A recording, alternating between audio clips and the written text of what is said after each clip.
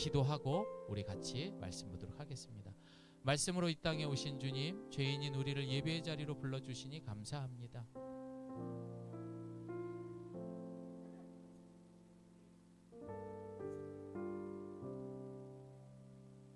예수님의 이름으로 기도드립니다. 아멘.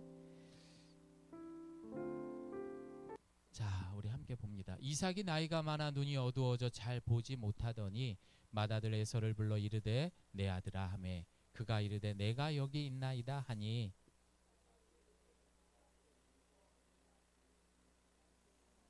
그런즉 내 기구 곧 화살통과 활을 가지고 들에 가서 나를 위하여 사냥하여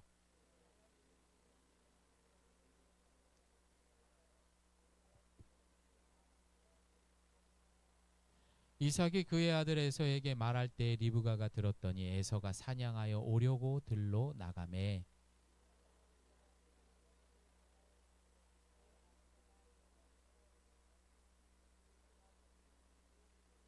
나를 위하여 사냥하여 가져다가 별미를 만들어 내가 먹게 하여 죽기 전에 여호와 앞에서 내게 축복하게 하라 하셨으니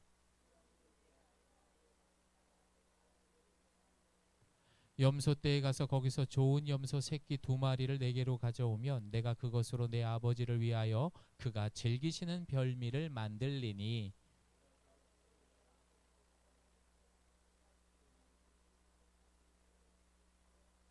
야곱이 그 어머니 리브가에 이르되 내 형 에서는 털이 많은 사람이요 나는 매끈매끈한 사람인즉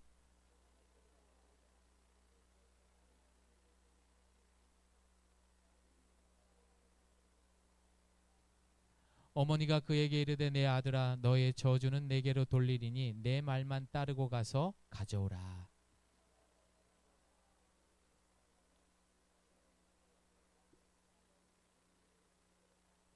리브가가 집안 자기에게 있는 그의 맏아들 에서의 좋은 의복을 가져다가 그의 작은 아들 야곱에게 입히고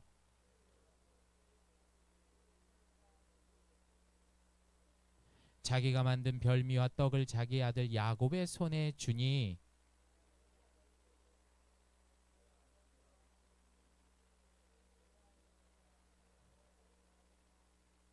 야곱이 아버지에게 대답하되 나는 아버지의 맏아들 에서로소이다. 아버지께서 내게 명하신 대로 내가 하였사오니 원하건대 일어나 앉아서 내가 사냥한 고기를 잡수시고 아버지 마음껏 내게 축복하소서.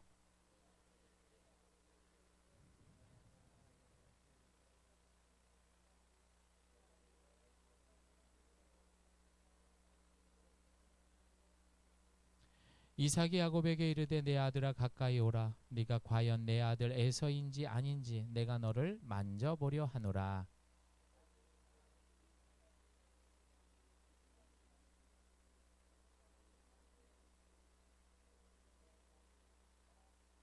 그의 손이 형 에서의 손과 같이 털이 있으므로 분별하지 못하고 축복하였더라.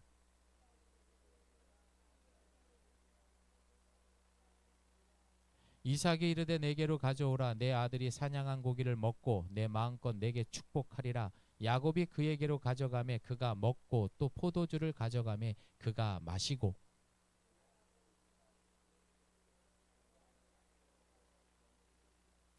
그가 가까이 가서 그에게 입맞추니 아버지가 그의 옷에 향취를 맡고 그에게 축복하여 이르되 내 아들의 향취는 여호와께서 복 주신 밭의 향취로다. 풍성한 곡식과 포도주를 내게 주시기를 원하노라. 함께합니다. 만민이 너를 섬기고 열국이 내게 굴복하리니 내가 내 형제들의 주가 되고 내 어머니의 아들들이 내게 굴복하며 너를 저주하는 자는 저주를 받고 너를 축복하는 자는 복을 받고. 아멘.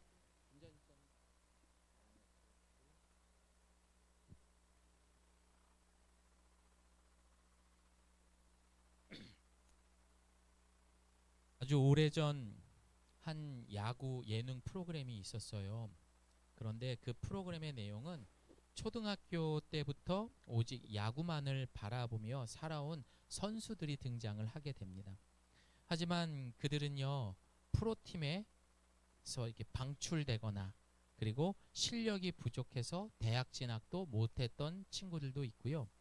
또 어떤 사람들은 부상으로 이른 나이에 은퇴해야 했던 안타까운 사연들을 가진 사람들이 그 프로그램을 통하여서 목적은 실패한 그들이 다시 프로팀에 입단하는 그런 예능 프로그램이었습니다. 취지가 참 좋지요. 그런데 어느 날 한 선수가 운동장 근처에서 담배를 피다가 감독에게 걸립니다. 그리고 나서 그 감독이 그에게 향해서 너 이놈의 자식 하면서 엄청나게 화를 내는 겁니다. 그리고 그 선수에게 이렇게 이야기를 합니다. 너는 야구를 하기 전에 인생을 먼저 바꿔야 해. 그 얘기를 하더라고요. 여러분, 저는 이 내용 사실 그걸 다 보진 않았어요. 이 첫 번째 편만 이렇게 봤었는데 그 내용이 나왔던 거죠. 여기에 우리 인생의 본질이 있다라는 것입니다. 우리 모두는요, 안정된 가정, 든든한 직장, 편안한 노후를 꿈꾸고 있습니다. 그러나 우리가 과거의 잘못된 습관과 왜곡된 마음의 태도를 그대로 둔 채 겉모습만 바꾸려고 한다면 여러분은 어떨까요? 물론 한때는 괜찮을 수도 있겠지요. 그러나 근본이 변하지 않잖아요. 그럼 다시 제자리로 반드시 오게 됩니다.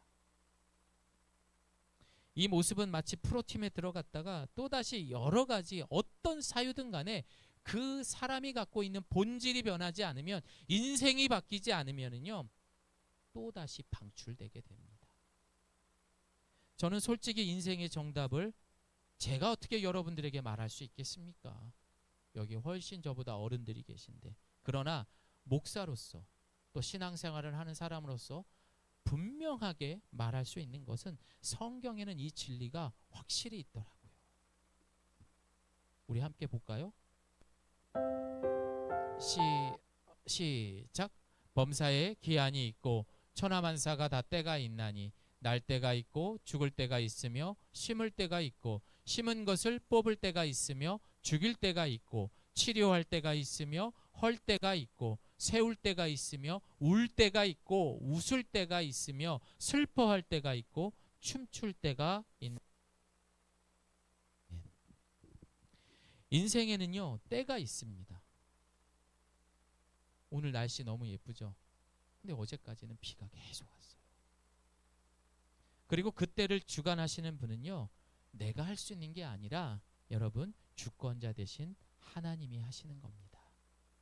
전도서 3장 11절에 13절 제가 세번역 성경으로 읽어드리겠습니다. 잘 들어보세요. 하나님은 모든 것이 제때에 알맞게 일어나도록 만드셨다. 사람이 먹을 수 있고 마실 수 있고 하는 일에 만족을 누릴 수 있다. 이것이야말로 하나님이 주신 은총이다. 자, 그리고 우리에게 권면의 말씀을 하십니다. 여러분 잘 읽어보세요. 시작.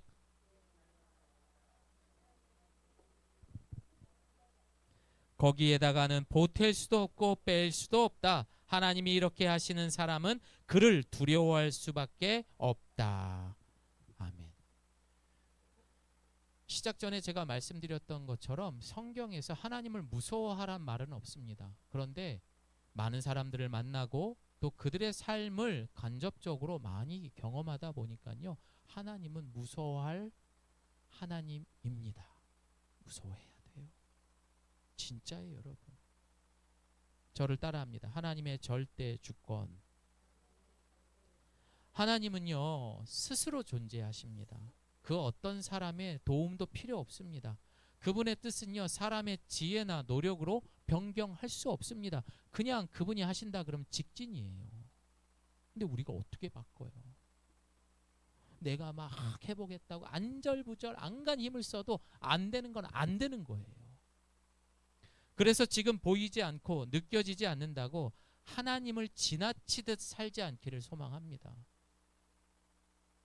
하나님을 두려워하기를 소망합니다. 이건 정말 중요합니다. 우리는 앞서 이야기한 도전하는 야구 선수들처럼 때로는 인생의 프로 무대에 모두가 서고 싶어 하죠. 그렇죠? 그런데 여러분, 프로가 별거 있습니까? 여러분, 이미 우리는요, 우리가 살아가는 이 인생 자체가 왜 그렇습니까? 한 번뿐이라고요, 인생은. 그런데 더 억울한 건 뭔지 아십니까?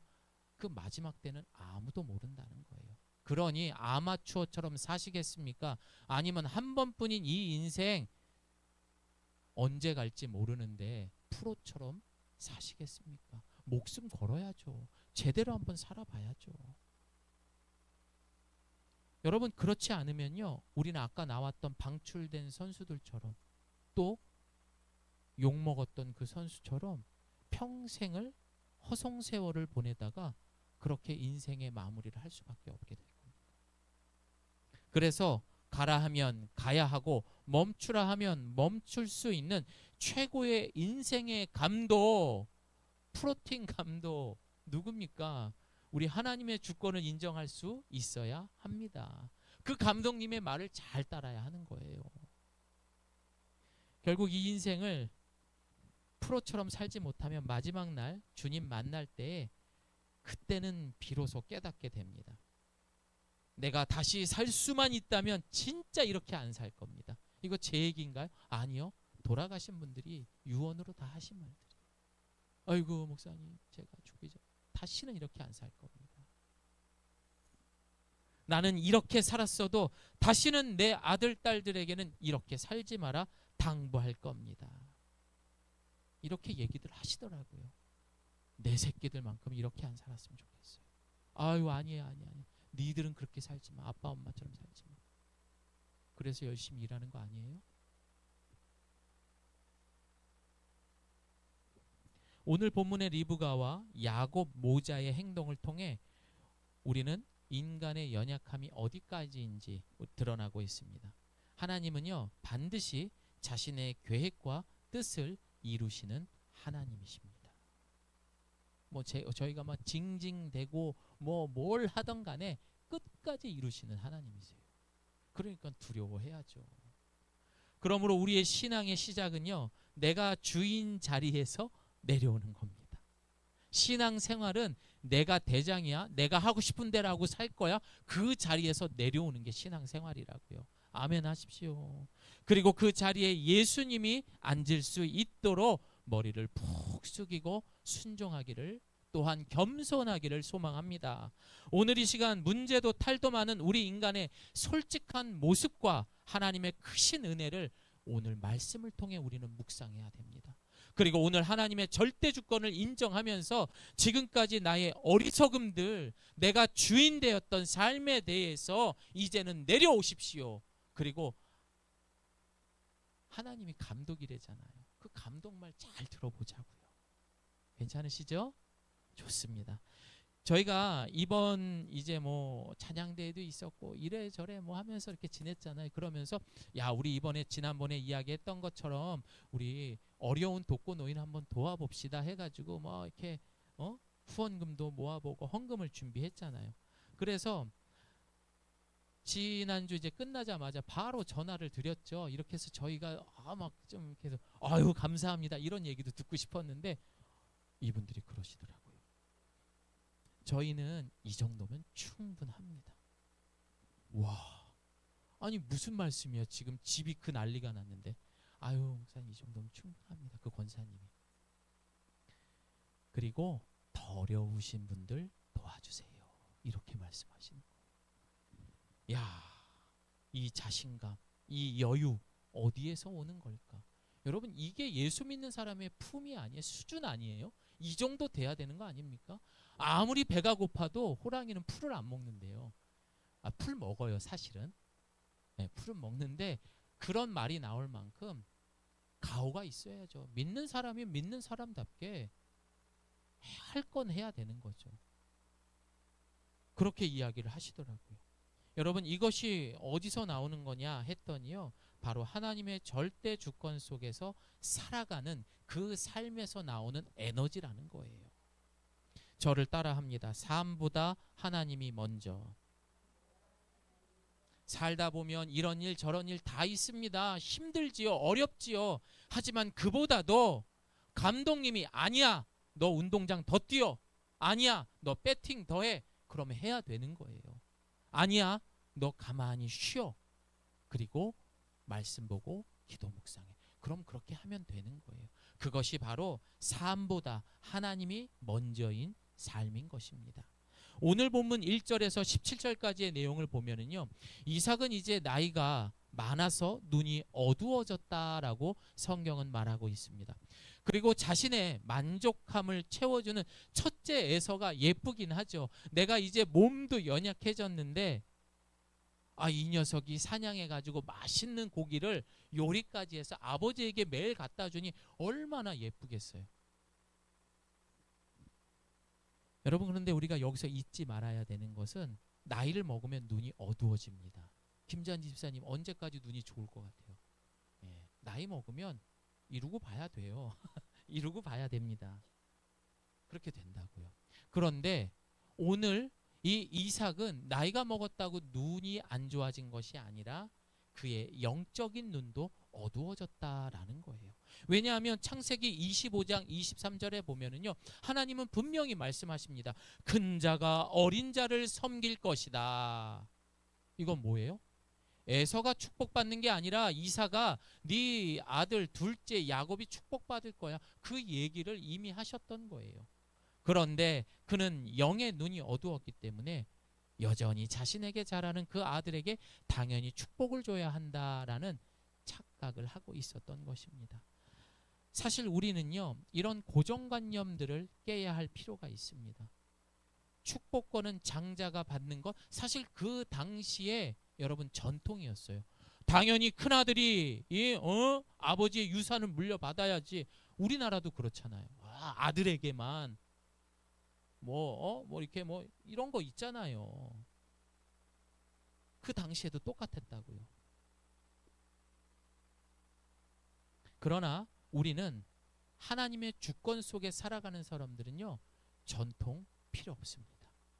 법 필요 없습니다. 오직 하나님이 주권이요 법이 되는 줄을 믿으시길 바랍니다. 오늘 17절까지 해서 철저하게 인간의 욕망을 잘 볼 수가 있습니다. 하나님의 뜻보다 내 감정, 내 기준, 내 계산이 이제 앞서는 모습을 보게 되는 거죠. 이삭뿐만이 아닙니다. 영적인 눈이 어두워진 거는요, 그 아내였던 리브가도 그랬고요, 야곱도 모두가 영의 눈이 어두워졌습니다. 그러다 보니 어떻게 됩니까? 속임수를 쓰는 거예요. 무조건 내 눈앞에 나에게 득이 되는 게 있으면 물불을 가리지 않는 거예요. 야, 내가 들어보니까 아버지가 이렇게 해서 저렇게 해서 이렇게 해서 축복을 준다고 하니까 그거 에서한테 주면 안 된다. 야곱 네가 가져야 한다. 어떻게 엄마가 그런 말을 할 수 있을까? 그렇게 믿음 좋았던 칭찬받았던 리브가 입에서 여러분, 결국 인간은 그 축복권을, 그 축복을 줄 수 있는 모든 것들에 무너지게 되더라고요. 저를 따라합니다. 사람은 하나님을 믿지 못해서 결국 하나님을 대신하려 한다. 믿음이 없기 때문에 그 자리에 내가 하나님 되고자 하려고 하는 거예요. 여러분, 맞아요, 안 맞아요? 그게 원죄잖아요. 하나님 자리에 내가 앉아 있는 거. 죄는 욕심에서 시작이 되고요, 결국 사망에 이른다라고 성경에 기록되어 있습니다. 결국 우리 인간이 가지고 있는 이 원죄가 되는 자기중심적 이 모습에서 모두가 시작되는 것입니다. 그래서 매일 아침 우리는 내가 주인된 삶에서 나 중심적 죄에 대해서 아침마다 아침 묵상하면, 아이고 하나님 죄를 용서해 주십시오. 이 자리에 또 한 번 내려오니 주님이 그 보좌에 앉으세요. 내 삶의 주권자가 되주세요. 용서해 주세요. 회개 기도하셔야 돼요. 내가 선택하고 내가 판단하고 내 맘대로 내 이 귀한 몸을 함부로 죄짓게 했던 것들 다 회개하셔야 돼요. 이 말은 맨날 뭔가를 분주하게 하는 분들에게도 있습니다. 하나님이 일하셔야 되는데 그 틈 사이를 계속해서 내가 뭔가를 하려고 하는 거야. 야, 미영아, 내가 좀 일 좀 하자. 너 그만 좀 해라. 근데도 아니에요, 저는 괜찮아요. 야, 나 좀, 여러분, 그럴 때는 어떻게 해야 돼요? 주님이 일할 수 있도록 때로는 나의 나됨을 내려놓고 골방에 들어가 기도하고 말씀을 볼 수 있는 시간도 갖기를 소망합니다. 때로는 침묵의 기도가 필요해요. 때로는 모든 것들을 단절하고 홀로 방 안에 들어가서 하나님하고 독대할 수 있는 저와 여러분 되기를 소망합니다. 오늘 본문을 보면 참 기가 막힐 만큼 완전 범죄의 현장입니다. 그러니까 아들과 엄마가 작당하고 아버지를 속이게 된 겁니다. 저를 따라합니다. 사람은 속여도 하나님은 속이지 못한다. 여러분 뭐 지금 제가 봤을 때는 뭐 다 괜찮아 보여요. 막 다 착해 보이고 막 근데 하나님 보시기에는 어이구 이거 어떻게 하냐 이거. 야곱은 형의 옷을 입고 어머니가 만든 별미를 들고 아버지 앞에 나아갑니다. 그때 이삭이 묻습니다. 우리 함께 말씀 볼까요? 시작.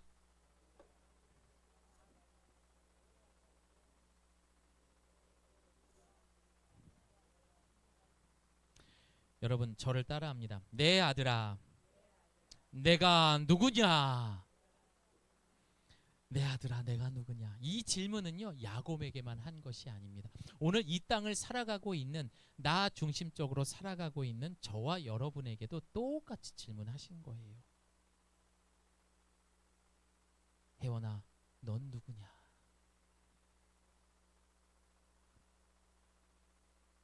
너는 진짜 누구냐? 하나님 앞에 진짜 내 딸로 살아가는 거 맞아? 넌 누구야? 경민아, 너 정말 나의 종으로 살아가는 사람 맞아? 너는 그냥 조경민으로 살아가는 거 아니야? 넌 누구야? 지금 이 질문을 하고 있는 거예요. 그런데 야곱이 뭐라고 말합니까? 네? 저요? 에서인데요?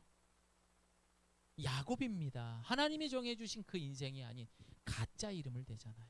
야곱입니다 라고 거짓 대답을 합니다. 어쩌면 이 대답이 저와 여러분 모두의 결과를 위한 삶의 목적을 둔 공통의 거짓의 대답, 똑같을 수가 있는 거예요. 우리는 지금 계속해서 에서입니다 라고 대답하는 거라고요. 저도 성공하고 싶어요. 저도 사람들에게 좋은 소리만 듣고 싶어요. 저는 저의 꿈을 꼭 이루고 싶어요. 다시 말해 내가 만족하는 축복을 주는 사람의 목적을 위해 다른 사람으로 살아가고 있지는 않습니까? 그래서 내가 아닌 다른 사람으로 가짜 인생을 살아가고 있지는 않습니까? 넌 누구야 도대체? 내가 너를 위해 만들어 놓은 인생이 있는데 넌 도대체 누구의 인생을 살아가고 있는 거야? 바로 드러나잖아. 에서요.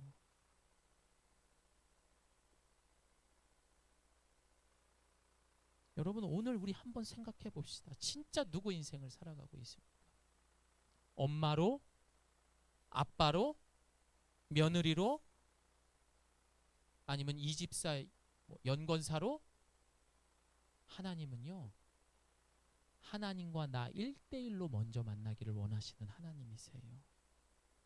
엄마로 열심히 사는 것도 좋아요. 잘하셨어요. 하지만 그보다도 하나님 딸로 만나기를 먼저 원하시는 하나님인 것을 기억하기를 바랍니다.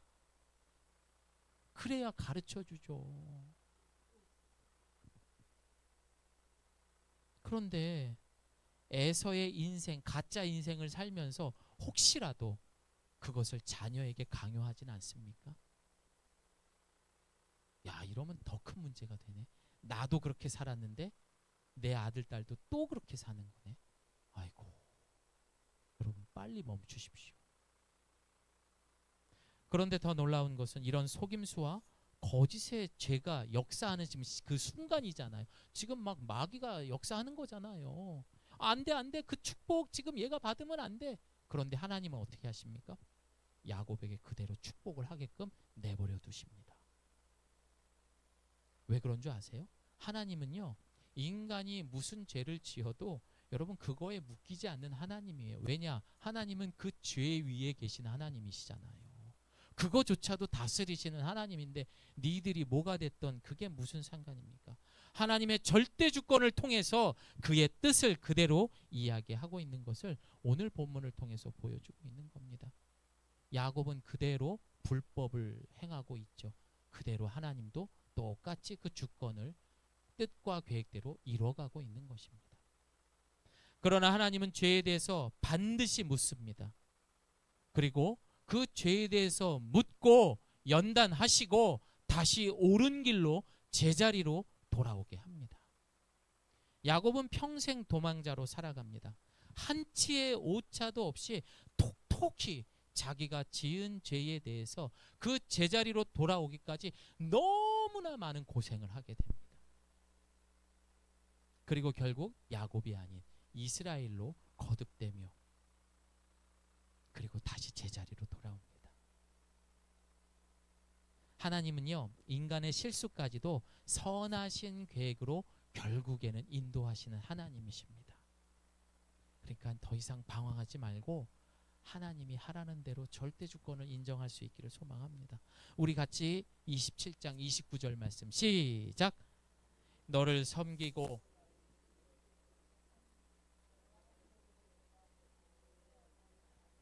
내게 굴복하며 너를 저주하는 자는 저주를 받고 너를 축복하는 자는 복을 받기를 원하노라.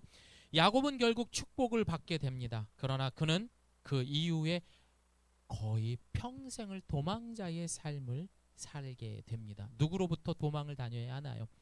형 에서의 걸리면 죽죠. 그 축복권을 훔쳐간 놈이라고 해서. 그리고 어떻게 됩니까? 평생을 불안함 속에 살아야 되고 두려움 속에 살아야 되고 후회의 눈물을 흘리며 살아간 야곱의 인생이었습니다. 혹시나 지금 우리 그렇게 살고 있는 분 있습니까? 하나님은 야곱을 사랑하셨지만 그가 스스로 깨질 때까지, 스스로 깨달을 때까지 기다리셨어요. 그러니 그 인생이 얼마나 고단하고 힘들었을까요? 밤마다 그냥 끙끙 앓면서 힘들어. 내가 어떻게 할 수 없는 건데 그래도 끙끙 앓고 살았던 거예요. 엉망이 됐던 겁니다. 그리고 본질은 철저하게 맞다고 생각하지만 알다시피 그의 인생은 마지막 벼랑 끝까지 가게 돼 있어요. 결국 야곱은 그 마지막 벼랑 끝에서 창세기 32장에 이런 말을 합니다. 뭐라고 말한 줄 아세요? 부디 제 형의 손에서, 에서의 손에서 저를 건져 주십시오. 형이 와서 저를 치고 아내들과 자식들까지 죽일까 두렵습니다. 하나님, 제가 잘못했습니다. 제발 좀 살려주십시오. 마지막 매달렸던 거예요. 살려달라고. 왜? 그 다음 날이면 나를 죽이려 하는 에서와 만나기 때문에. 훗날 그리고 나서 어떻게 합니까? 그날 밤 야곱이 야복강에서 씨름을 합니다. 천사들과. 그리고 32장 28절에 이렇게 말합니다. 내 이름을 다시는 야곱이라 부르지 마라. 여러분, 야곱의 이름의 뜻은 무엇입니까? 속이는 자. 속이는 자. 그 이름을 이제 어떻게 했습니까? 바꾸고 이스라엘로 살아가게 한 것입니다.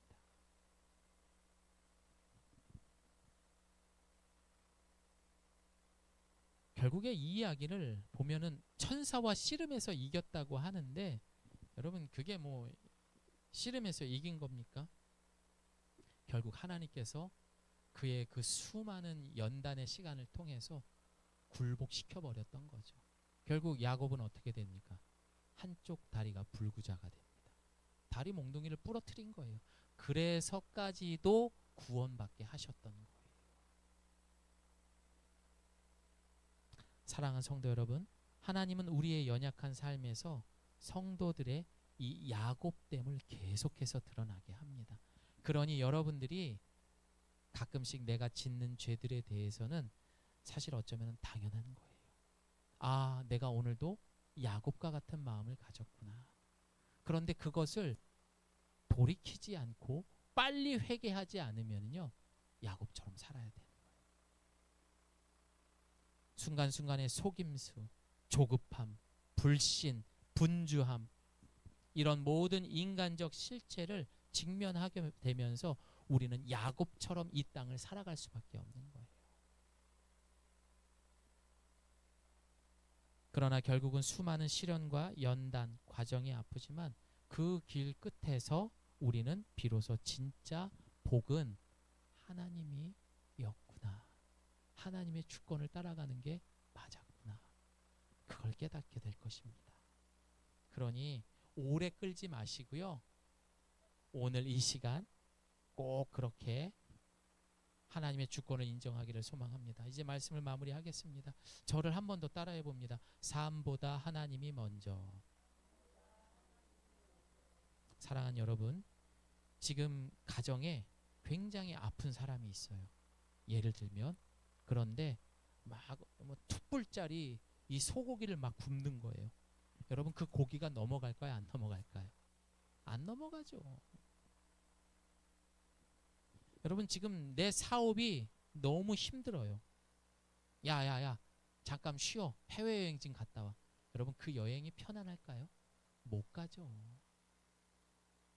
적어도 내 삶에 내가 해결할 수 없는 일들이 계속해서 벌어지고 있다면 우리는 무엇이 우선순위에 두어야 하는지 찾아가기를 소망합니다. 그래서 우리 성도의 신앙생활에 가장 첫 번째는 무엇입니까? 하나님의 주권을 인정하는 겁니다. 그게 뭡니까? 삶보다 하나님이 먼저. 여러분, 지금 우리의 상황은요, 소고기 반찬 먹는 게 아니라 해외여행 가는 게 중요한 게 아니에요. 그 주권을 먼저 인정해야지 그때서 그것도 먹어야 맛있는 거고, 그때서야 비로소 여행도 즐거운 거예요. 아무것도 질서가 없는데 여행 가고 뭐 하고 하는 거 소용없습니다. 저는 아내랑 가서도 여행 가서도 많이 다퉈봤습니다. 여행 가서 좋으라고 간 건데도 애 막 이러지 막 이러니까 뭐 다투게 되더라고요. 하나님의 주권을 먼저 인정해야지만 우리의 삶의 퍼즐이 제대로 맞춰지는 거예요. 이제 그만 내 삶의 문제를 그만 바라보기를 바랍니다. 지금 여러분 삶마다 각자의 문제들이 있을 거예요. 근데 그 문제를 보지 마십시오. 과연 이 도움이 어디서 오는가? 천지를 지으신 여호와 하나님께로 오는구나. 하나님 바라봐야죠. 그렇게 문제가 아닌 그 문제 위에 하나님을 바라볼 수 있기를 소망합니다. 그만큼 힘들었으면 이제 하나님께 항복하기를 소망합니다. 우리 성도님들 중에는 야곱처럼 뺑뺑이 도는 인생, 자신의 몸이 불구까지 돼가며 제자리로 돌아가는 그런 어리석은 인생들이 없기를 소망합니다. 건강한 모습으로 주님 오신 날 당당하게 주님 만나며 보고 싶었어요, 예수님하고 만날 수 있기를 소망합니다. 우리 중에 지금 어렵고 힘든 시간을 보내고 있습니까? 오늘 주님은 당신에게 질문합니다. 너는 누구냐? 내가 만든 이름, 내가 세운 자리, 내가 붙잡은 복을 내려놓고 하나님이 부르신 그 자리에 다시 예수님이 내 삶의 주인 되시기를 예수님의 이름으로 축복합니다. 아멘. 우리 시간에 함께 기도하겠습니다. 여러분, 하나님은요, 다리 몽둥이를 부러뜨려서라도 제자리로 돌려놓는 분이세요. 전 너무 많이 봤습니다. 그 확실한 모습이. 근데 여러분, 제가 이 말씀 묵상을 여러분도 생각했지만 가장 많이 적용했던 건 접니다. 제가 야곱이었어요. 안 되는 거를 그렇게 되려고 막 안간 힘을 다해서 그 옛날에 갖고 있었던 승부요, 그 혈기, 그걸 붙들고 막 끙끙대며 잠도 안 자고 막 하나님 하나님 하나님, 이게 기도입니까? 땡깡 부리는 거지. 몸이 아픈 거라고요. 오늘 그래서 회개했어요. 사랑하는 성도 여러분, 절대 우리는 야곱처럼 마지막에 이런 비참한 모습을 보지 않기를 바랍니다. 우리 사랑하는 성도님들은요, 건강한 모습으로 우리 예수님 꼭 만났으면 좋겠어요. 그래서 우리 이 시간 함께 기도할 때, 하나님, 저 이제 방황하지 않고 하나님이 내 인생의 감독이라고 하셨으니까 이제 내 인생을 프로처럼 가장 내 인생을 잘 아시는 주님께 맡기고 그 감독님이 하라는 대로 살아갈 수 있는 내가 되겠습니다. 아닌 건 아니라 말하고 맞는 건 맞다라고 하면서 하나님의 질서대로 주권을 인정하는 내가 되게 하여 주시옵소서. 우리 함께 기도하겠습니다. 하나님 아버지 감사